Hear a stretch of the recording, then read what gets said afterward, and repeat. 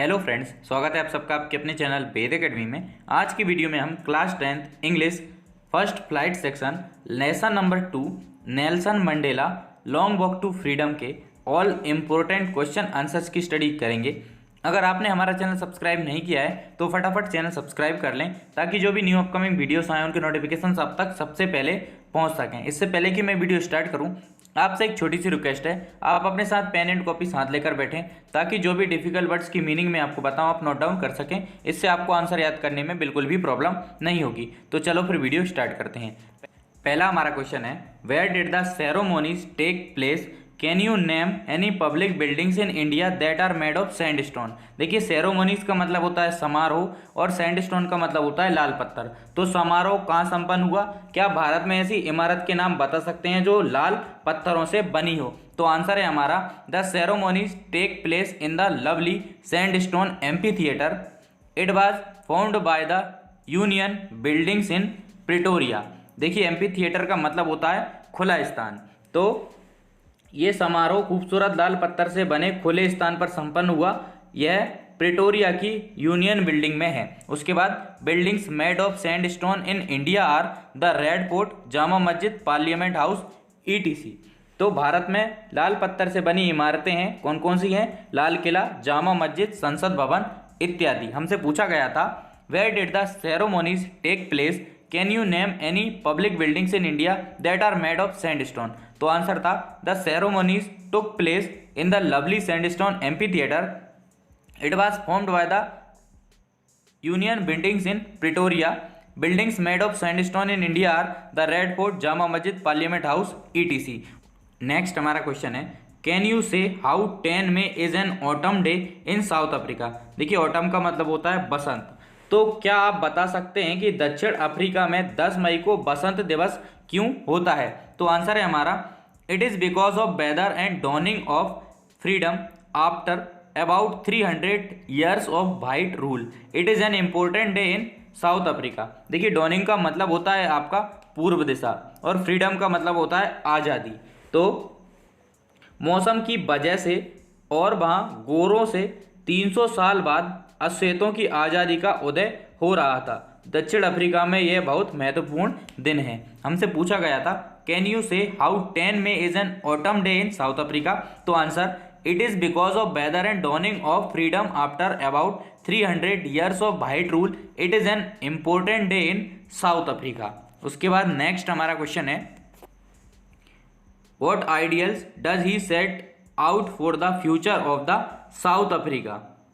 तो दक्षिण अफ्रीका के भविष्य के लिए वे किन आदर्शों को निर्धारित करते हैं? तो आंसर है हमारा, he sets out the ideals of liberating his people from various bondages.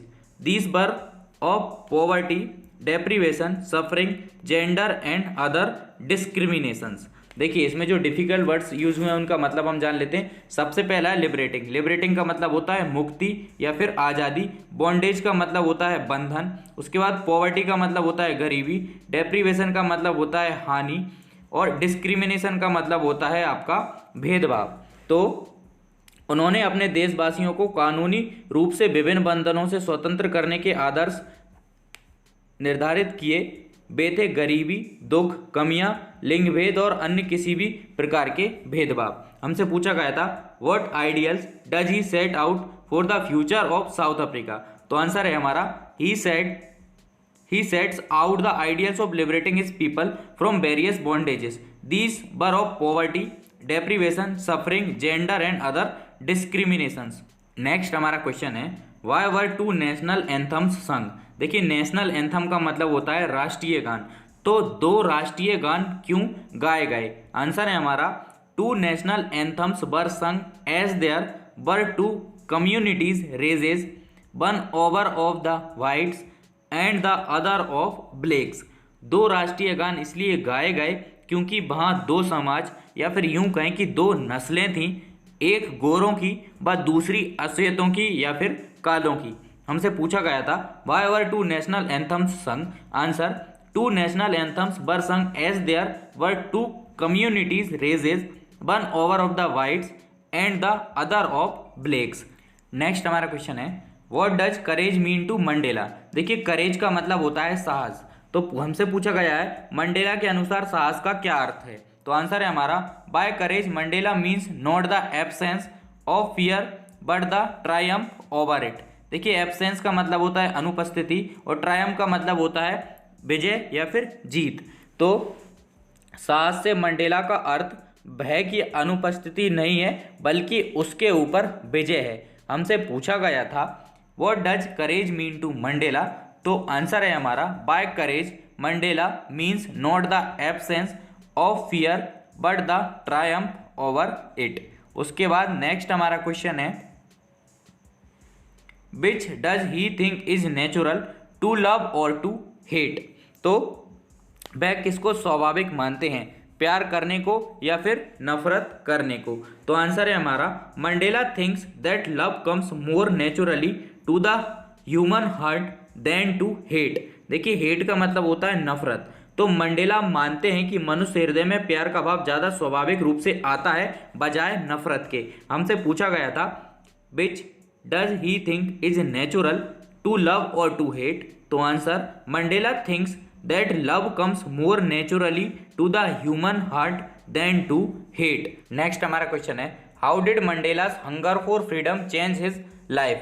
किस प्रकार स्वतंत्रता प्राप्त करने की लालसा ने मंडेला का जीवन बदल दिया। तो आंसर है Mandela's hunger for freedom changed him into a great man, visionary and a respectable leader. He worked day and night for it. He underwent physical and mental tortures. He spent many years in prison for obtaining freedom for his own people। देखिए इसमें जो भी difficult word use हुए हैं एक एक करके उनकी मीनिंग हम जान लेते हैं। सबसे पहला है विजनरी। विजनरी का मतलब होता है काल्पनिक। उसके बाद है रेस्पेक्टेबल। रेस्पेक्टेबल का मतलब होता है सम्मानित। उसके बाद है फिजिकल। फिजिकल का मतलब होता है शारीरिक। उसके बाद मेंटल। मेंटल का मतलब होता है आपका मानसिक। उसके बाद टॉर्चर्स। टॉर्चर का मतलब होता है यातना।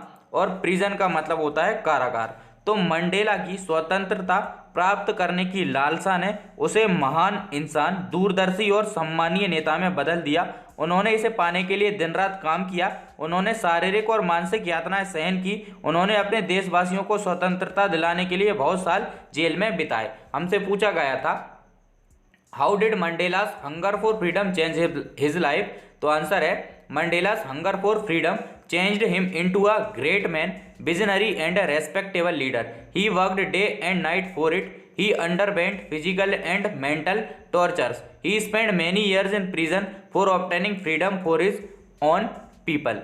आई होप आपको वीडियो पसंद आई होगी। अगर आपको वीडियो पसंद आई है तो वीडियो को लाइक शेयर एंड चैनल को सब्सक्राइब करना ना भूलें और एंड तक हमारे साथ बने रहने के लिए धन्यवाद।